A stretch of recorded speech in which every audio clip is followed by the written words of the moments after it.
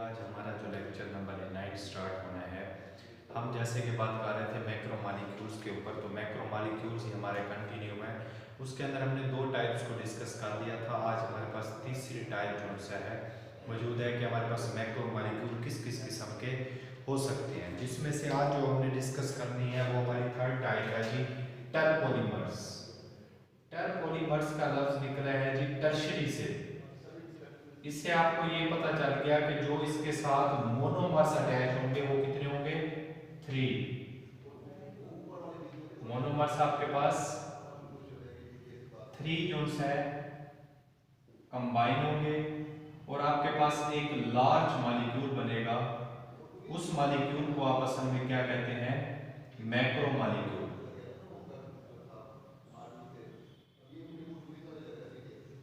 तो आपको ये बात क्लियर होगी कि 3 डिफरेंट मोनोमर्स जब आपस में मिलते हैं तो उनसे जो आपके पास एक लॉन्ग चेन मॉलिक्यूल बनता है उसे आप क्या कहते हो, मैक्रोमॉलिक्यूल या पॉलीमर्स।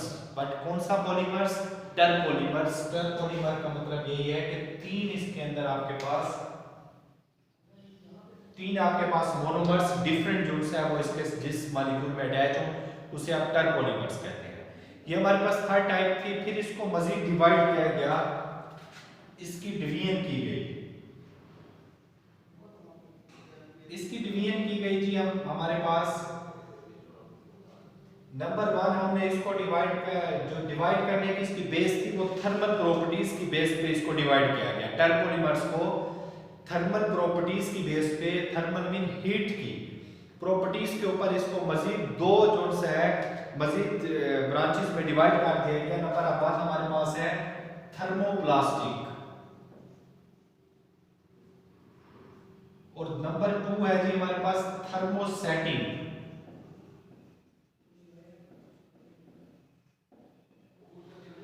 अगर हम इसकी बात करें थर्मोप्लास्टिक की, जो हमारे पास पहली टाइप है, तो इसके अंदर होता है कि जो हमारे पास पॉलीमर होता है जब हम उसे हीट करते हैं तो वो क्या हो जाता है, टूट जाता है।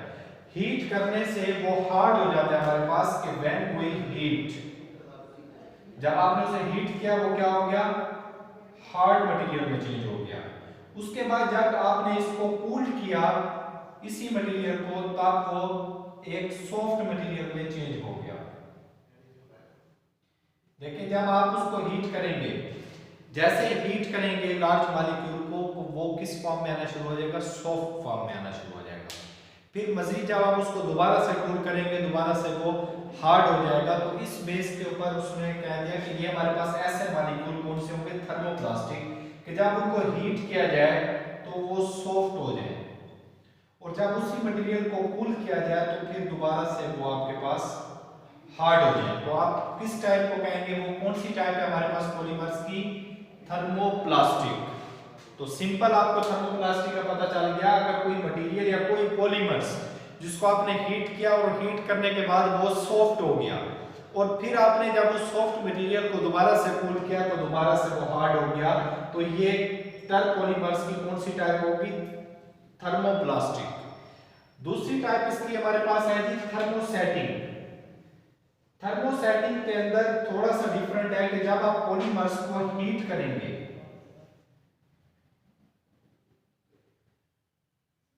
तो वो सॉफ्ट आपके पास नहीं होगा,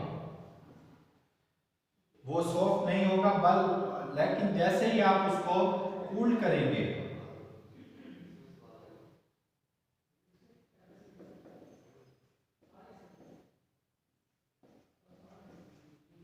वो आपके पास हार्ड हो जाएगा। जैसे ही आपने उसको हीट दी वो सॉफ्ट नहीं होगा बल्कि वो हीट देने पर हार्ड हो जाए मटेरियल, तो आप उसे क्या कहेंगे, थर्मोसेटिंग।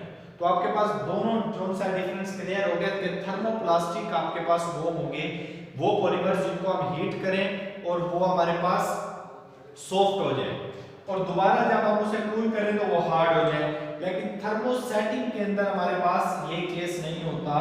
थर्मोसेटिंग में क्या होता है कि जब आप उसको हीट करते हैं तो वो आपके पास हार्ड हो जाता है, मजीद हार्ड हो जाता है, तो वो आपके पास सॉफ्ट नहीं होता। तो इसका मतलब आपके पास थर्मोसेटिंग वाली टाइप है। इसके बाद हमने देखना है कि पॉलीमराइजेशन। मैंने आपको बताया था कि पॉलीमराइजेशन हमारे पास क्या होती है, पॉलीमराइजेशन हम कहते हैं कि small molecules join together to form large molecule. अगर आप बात करें पॉलीमराइजेशन की, तो पॉलीमराइजेशन हमारे पास सिंपल क्या है कि स्मॉल मॉलिक्यूल, स्मॉल मोनोमर्स कह सकते हैं, मॉलिक्यूल्स कह सकते हैं आप, join together and form large molecule. Large molecule is called polymerization. इस प्रोसेस को आप क्या कहते हैं जी? पॉलीमराइजेशन।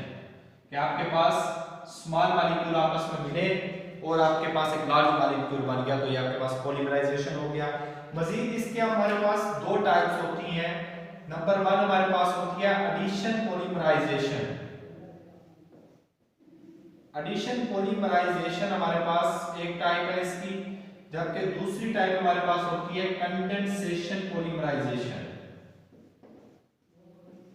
कंडेंसेशन पॉलीमराइजेशन, ये हमारे पास एडिशन रिएक्शन जो है, इससे हम मुख्तलिफ पॉलीमर्स तैयार करवाते हैं। जैसे कि अगर हमने तैयार करवाना हो आपके पास एडिशन रिएक्शन के जरिए आप पॉलीमर्स तैयार करवाते हैं, इसी तरीके कंडेंसेशन पॉलीमराइजेशन के जरिए भी आपको क्या पता चल रहा है? पॉलीमराइजेशन का मतलब यही बता रहा है आपको कि आपने लार्ज मॉलिक्यूल तैयार करवाना है स्मॉल मॉलिक्यूल से। तो कंडेंसेशन आपके पास एक प्रोसेस है जिसके जरिए आप पॉलीमराइजेशन करेंगे, और दूसरा आपके पास एडिशन रिएक्शन है जिसके जरिए आप हमारे यहाँ पे पॉलीमराइजेशन करके दिखाएंगे। अब हम मजीद इसकी डिटेल की तरफ जाएंगे कि एडिशन पॉलीमराइजेशन, कंडेंसेशन पॉलीमराइजेशन हम किसको कहते हैं, और इन सब की डेफिनेशन देखेंगे अच्छे तरीके से, फिर हम इसको एक्सप्लेन करते हैं मजीद।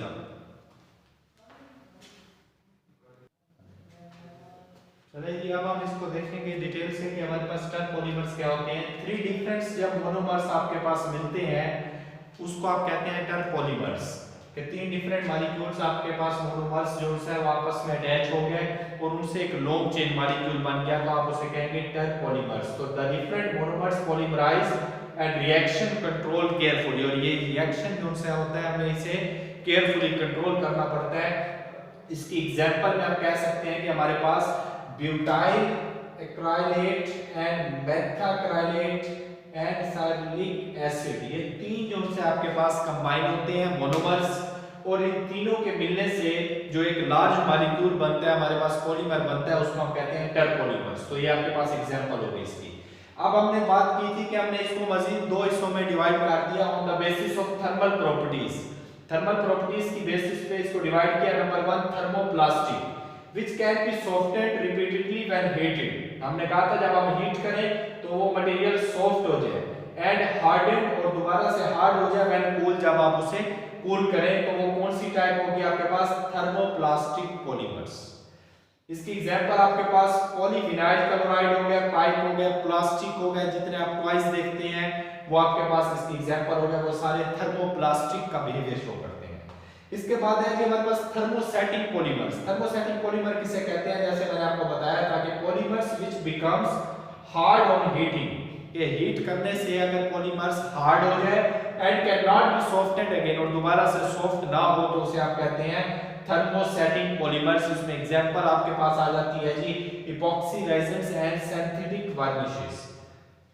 इसके बाद जो हमारे पास पॉलीमराइजेशन का प्रोसेस स्टार्ट होता है, जो आपके पेपर पॉइंट व्यू से लॉन्ग क्वेश्चन जो इस चैप्टर का नंबर 1 हम पढ़ने जा रहे हैं वो बन सकता है। पॉलीमराइजेशन क्या होता है? The process in which small molecule join together to form large molecule.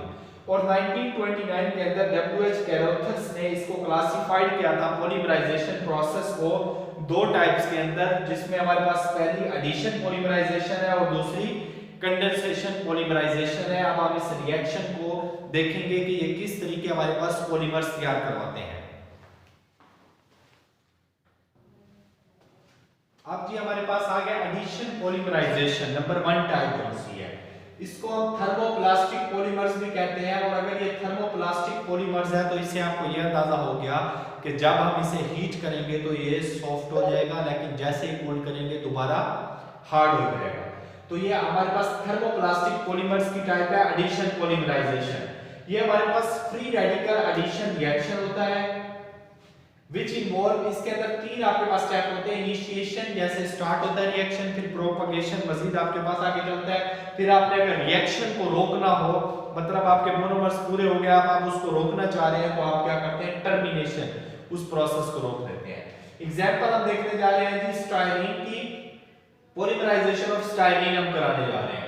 तो आप देखें कि हमने एक पर ऑक्साइड ले लिया कि कार्बोनिल ग्रुप के साथ इस साइड पे अल्काइल ग्रुप और एक साइड पे ऑक्सीजन, सेम इसी तरीके 2 मॉलिक्यूल हमने ले लिए, तो ये हमारे पास एक पर ऑक्साइड मॉलिक्यूल हो गया। इसकी हमने क्या करवाई जी, यहाँ से ब्रेक होगा।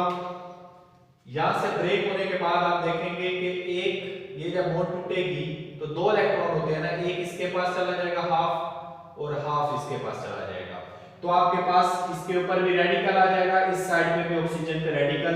तो आप लिख सकते हैं कि R C double bond O, इसके ऊपर आपके पास क्या आ गया, रेडिकल। अगर मैं इसको ब्रेक कर दूं, अगर ये यहां से ब्रेक हो जाए तो ये एक इलेक्ट्रॉन इसके ऊपर जब आया तो फ्री रेडिकल आ गया, तो आप लिख सकते हैं R C double bond O और इस ऑक्सीजन पे फ्री रेडिकल।